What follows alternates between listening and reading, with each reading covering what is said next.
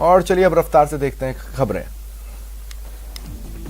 प्रधानमंत्री नरेंद्र मोदी 23 से 25 सितंबर तक अमेरिका दौरे पर रहेंगे। पीएम मोदी अमेरिकी राष्ट्रपति जो बाइडेन से मिलेंगे। पीएम मोदी प्रमुख निवेशकों और वित्तीय क्षेत्र की कंपनियों के साथ बातचीत करेंगे। 25 सितंबर को संयुक्त राष्ट्र की बैठक में हिस्सा लेंगे। केंद्र के कृषि कानूनों के विरोध में किसानों का प्रदर्शन जारी है। कल यूपी के मुजफ्फरनगर में महापंचायत बुलाई गई है। भारतीय किसान संघ के नेता राकेश टिकैत ने कहा, इसमें बड़ी संख्या में किसान शामिल होंगे। ममता बनर्जी के विधानसभा पहुंचने का रास्ता साफ हो गया है। चुनाव आयोग ने भवानीपुर विधानसभा सीट पर उपचुनाव कराने की घोषणा की है। टीएमसी विधायक ने भवानीपुर सीट से इस्तीफा दिया था। जयपुर एयरपोर्ट पर देवेंद्र झाझड़िया का जोरदार स्वागत हुआ। देवेंद्र टोक्यो पैरालंपिक से लौटे हैं और उन्होंने जेवलिन थ्रो में सिल्वर मेडल जीता है। वहीं टोक्यो पैरालंपिक गेम्स में आज का दिन भारत के लिए शानदार रहा। निशानेबाज मनीष नरवाल ने भारत की झोली में एक और गोल्ड मेडल डाला। सिंहराज भारत के लिए ब्रॉन्ज मेडल जीतने में कामयाब हुए। दोनों निशानेबाजों ने 50 मीटर एयर पिस्टल इवेंट के फाइनल में भारत के लिए 2 मेडल जीते हैं। वहीं भारतीय शटलर कृष्णा नागर ने देश के लिए मेडल पक्का कर लिया है। कृष्णा नागर टोक्यो पैरालंपिक बैडमिंटन में पुरुष एकल क्लास SH6 के फाइनल में पहुंच चुके हैं। भारतीय पैरा बैडमिंटन खिलाड़ी और गौतम बुद्ध नगर के डीएम सुहास एलवाई ने पैरालंपिक में इतिहास रच दिया। उन्होंने पुरुषों के LS4 वर्ग में एकल में इंडोनेशिया के सतिवान फ्रेडी को मात देकर फाइनल में प्रवेश कर लिया है। महाराष्ट्र के पालघर में औद्योगिक क्षेत्र की एक फैक्ट्री में विस्फोट के बाद आग लग गई। इसमें 4 मजदूर गंभीर रूप से झुलस गए। दमकल की 4 गाड़ियां मौके पर पहुंची और आग पर काबू पाया। तमिलनाडु के मुख्यमंत्री M.K. स्टालिन ने प्रधानमंत्री मोदी को नेशनल मोनेटाइजेशन पाइपलाइन स्कीम पर पुनर्विचार करने के लिए पत्र लिखा। एक दिन पहले स्टालिन ने विधानसभा में कहा था वे इस विषय पर पीएम मोदी को पत्र लिखेंगे। देश में तीसरी लहर की आहट है। बीते 24 घंटे में 42,667 नए कोरोना केस आए।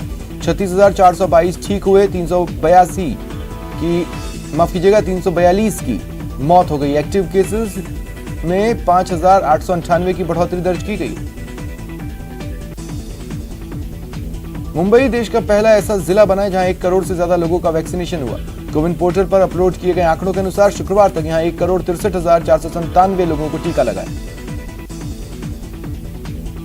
बरादर सरकार में बाकी नेताओं की क्या भूमिका होगी, इस पर मंथन जारी है। बताया जा रहा है तालिबान के संस्थापक मुल्ला उमर का बेटा मुल्ला मोहम्मद याकूब शेर मोहम्मद अब्बास भी नई सरकार में अहम पदों पर होंगे।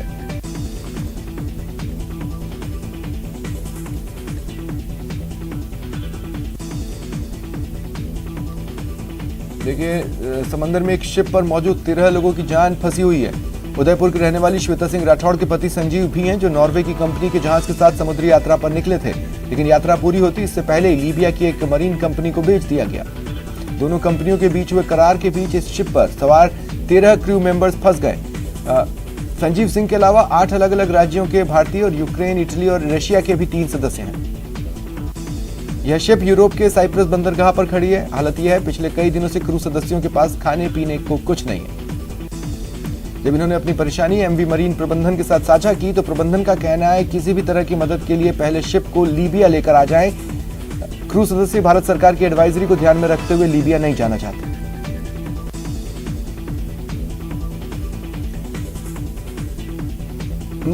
मरुधना में पंचायत चुनाव के लिए वोटों की गिनती जारी है। अब तक के नतीजों में कांग्रेस लगातार बढ़त बनाए हुए। जयपुर डेयरी में संचालक मंडल सदस्य पदों के चुनाव के लिए वोटिंग जारी है। 12 सदस्यों के चुनाव के लिए ये वोटिंग शाम 4 बजे तक चलेगी। 1256 दुग्ध उत्पादक समितियों के अध्यक्ष वोट डालेंगे। इसके बाद दौसा जिले के 2 सदस्य चुने जाएंगे। जयपुर जिले के 10 सदस्य चुने जाएंगे। इसके बाद कल डेयरी चेयरमैन पद के लिए चुनाव होगा। चेयरमैन के लिए ओम प्रकाश पूनिया और मोहन बधाला के बीच मुकाबला हो सकता है। अजमेर में बीती देर रात आदर्श नगर थाना इलाके में भीषण हादसा हुआ। 2 लोगों की मौत हो गई, 2 अन्य घायल हुए। हादसा मामा के ढाबे के पास हुआ, जहां एक ट्रेलर गलत दिशा में आते ट्रक से टकरा गया। सूचना पर आदर्श नगर थाना पुलिस पहुंची, घायलों को हॉस्पिटल में भर्ती करवाया। बाना पुलिस ने एक डांस क्लास संचालक के खिलाफ पॉक्सो और बलात्कार के आरोप में मुकदमा दर्ज किया है। पीड़ित ने पुलिस को बताया आरोपी 5.5 माह से उसके साथ बलात्कार कर रहा है। मां का कहना है आरोपी के बलात्कार करने से उसकी बेटी गर्भवती हो गई। पुलिस के मुताबिक 13.5 साल की पीड़ित डांस क्लास में जाती थी। यहां डरा धमकाकर नाबालिग के साथ जबरन दुष्कर्म करने लगा। पीड़ित की मां के अनुसार बेटी के गर्भवती होने पर उन्हें इसका पता चला। पुलिस जांच कर रही है। पाली की कोतवाली थाना पुलिस ने एक नाबालिग से दुष्कर्म का प्रयास करने के मामले में एक नाबालिग को संरक्षण में लिया। कोर्ट के आदेश पर उसे बाल संरक्षण गृह भेजा गया। जयपुर हेरिटेज नगर निगम ने आज सुबह बड़ी कार्रवाई कर 4 अवैध निर्माणों को सीज किया। ये सभी किशनपोल जोन इलाके में सीज किए गए। भीलवाड़ा में चोरों ने जैन मंदिर को निशाना बनाया। चांदी के छत्र समेत लाखों की नकदी चुरा ली। वारदात सीसीटीवी में कैद। वारदात कोटड़ी कस्बे के सदर बाजार के शीतलनाथ जैन मंदिर में हुई। दानपात्र को तोड़ चोरों ने करीब 2 लाख नकद चांदी के 29 छत्र चुरा लिए। जैसलमेर में पुलिस ने बायोडीजल के अवैध धंधे के खिलाफ कार्रवाई की। एक घर में छुपाकर रखे टैंकर को जब्त किया। ये टैंकर शहर के बाबा बावड़ी के घर में छुपाकर रखा गया था और इससे बायोडीजल की अवैध बिक्री की जा रही थी। पुलिस ने जमीन में दबाकर रखे गए 6 ड्रम जब्त किए जिसमें बायोडीजल भरा था। हालांकि मामले में अभी तक कोई गिरफ्तारी नहीं हुई।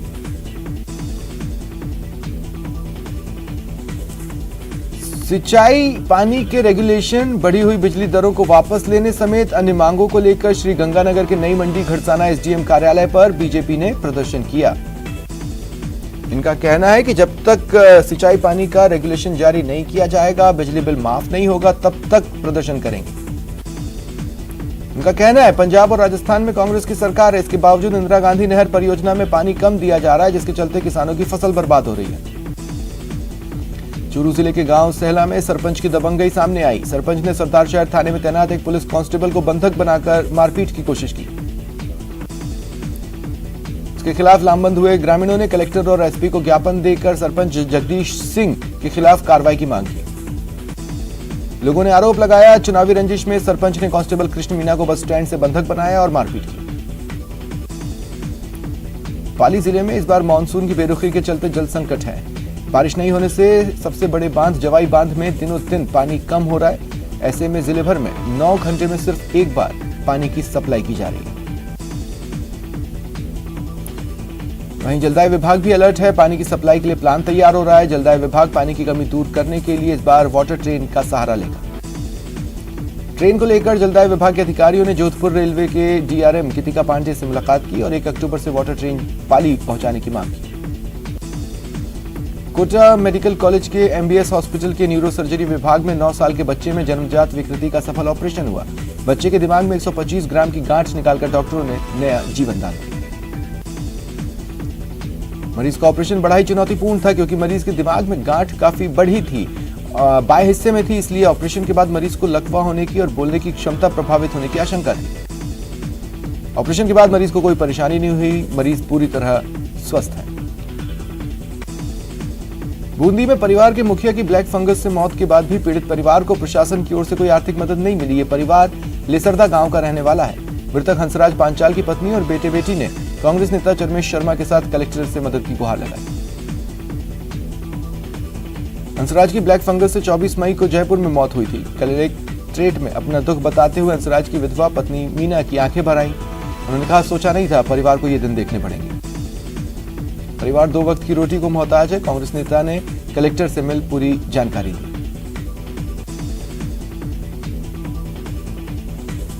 कोटा में नेत्रदान, देहदान, अंगदान के प्रति लोगों में जागरूकता आई है। आए दिन लोग संकल्प ले रहे हैं। डॉक्टर मुक्ति पाराशर ने अपने 45वें जन्मदिन को अनोखे तरीके से मनाते हुए देहदान का संकल्प लिया। बूंदी में आज फ्रीडम रन का आयोजन हुआ। जिला खेल संकुल मैदान में आयोजित कार्यक्रम में शिरकत करने आए मुख्य अतिथि विधायक अशोक डोगरा ने फ्रीडम रन में शामिल होने वाले युवाओं को शपथ दिलाई। राजसमंद के कुमारिया के बड़े चारभुजानाथ मंदिर पर आज गांव में सुख शांति एवं खुशहाली की कामना को लेकर 24 घंटे की अखंड राम धुन का शुभारंभ हुआ। बाड़मेर के पीजी कॉलेज में चल रहे 10 दिवसीय संयुक्त वार्षिक प्रशिक्षण शिविर के चौथे दिन कैडेट्स हथियारों की तालीम लेते नजर आए। कैडेट्स को 5-5 गोलियां मिली थी। हथियारों के साथ कैडेट्स के हौसले देखते ही बन रहे थे। कैडेट्स ने कहा, खाकी पहनने का गौरव मिलने के बाद हथियार चलाना सीखने का अनुभव बेहद रोमांचित करने वाला रहा। चित्तौड़गढ़ के विधायक चंद्रभान सिंह आख्या ने कोरोना काल में खुद को फिट रखने के लिए मॉर्निंग वॉक और व्यायाम की पहल की थी, जो धीरे धीरे मुहिम का रूप ले चुकी है। इस एक पखवाड़े में 100 से ज्यादा लोग जुड़ गए। रोज सुबह 5 बजे उठकर विधायक इंदिरा गांधी स्टेडियम पहुंचते हैं।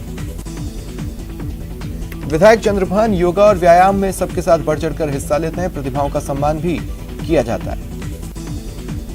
अजमेर जिले के सावर कस्बे की रहने वाली सिलिस्ती करूरिया अब फिल्म और टीवी सीरियल्स की स्क्रिप्ट लिखेंगी। 8 साल पहले इन्होंने अपनी लिखी कहानी और कविताओं को जला डाला। इसके बाद कॉम्पिटिटिव एग्जाम की तैयारी करने लगी, लेकिन मन नहीं माना, फिर से लिखने की ठानी। इस बीच एक किताब लिखी, जिसे देश के 100 डेब्यू नॉवेल्स के लिए चुना गया। हाल ही में सिलिस्ती को अपने नॉवेल चमड़े का लुटेरा के लिए रिमार्केबल विमेन अवार्ड मिला। वनस्थली विद्यापीठ से माइक्रोबायोलॉजी में पीएचडी कर रही सिलिस्ती के लिखे गए नॉवेल ने कई अवार्ड जीते। इधर मुंबई की एक नामी कंपनी ने स्क्रिप्ट राइटिंग के लिए इनका चयन किया। शनिवार और पुष्य नक्षत्र के संयोग पर जयपुर के मोती डूंगरी में भगवान श्री गणेश जी का पंचामृत से अभिषेक कर नया ध्वजारोहण किया गया। इस पावन पर्व पर भगवान गणेश जी का 500 किलो दूध, 100 किलो दही, 50 किलो बूरा, 11 किलो शहद और 11 किलो देसी घी से बने पंचामृत से अभिषेक हुआ। अभिषेक से पहले भगवान गणेश जी को गंगा जल से नहलाकर गुलाब जल और केवड़ा जल से अभिषेक किया गया। पंचामृत अभिषेक के बाद नया ध्वजारोहण हुआ। इसके साथ ही गणेश जी को 1008 मोदकों का भोग लगाया गया। रुकते हैं ब्रेक के लिए।